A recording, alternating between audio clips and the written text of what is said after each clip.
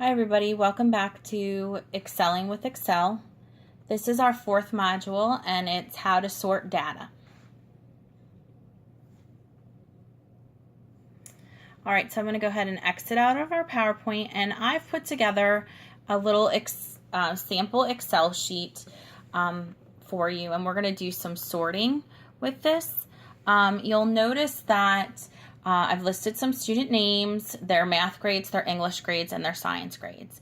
So let's start off with if I just wanted to sort students by alphabetical order. So let's say I didn't want to include their math and their English and science. I just had a list of names and I needed to put them in alphabetical order. So what I would do then is I would just highlight this particular column.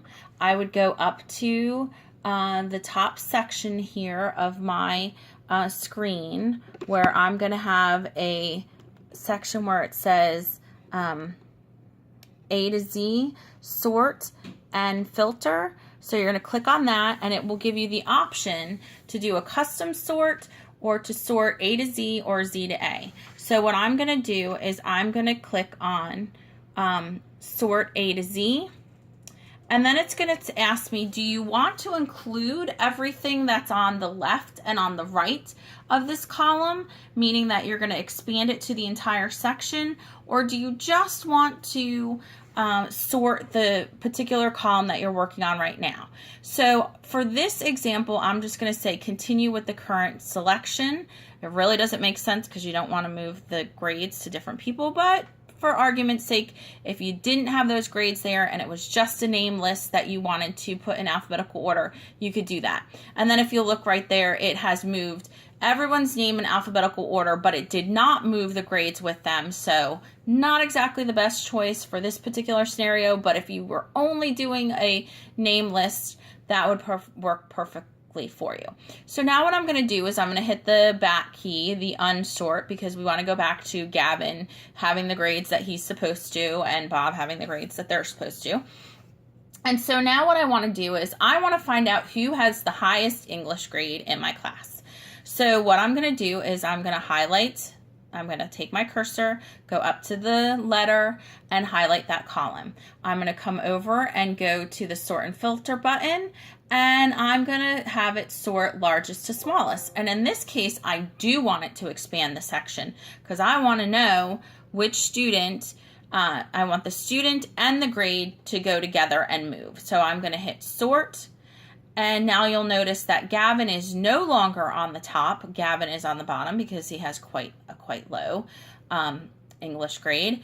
And Nathan is on the top. So right now, my highest English student is Nathan, and my lowest scoring English student is Mike. Okay? So let's say now I want to sort it by the math student. So I can click on the C column, and I'm going to go to sort and filter, and I want it from largest to smallest.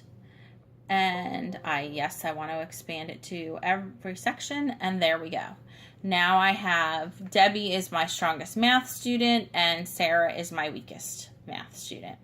So that's one way that we can do a sort, is in that manner.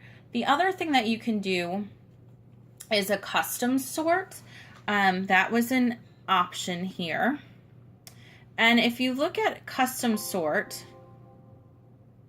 sorry, we forgot we got to select the range. So I'm going to select everything here. And we go to custom sort. Okay. Now what you can do is you can choose a different column here.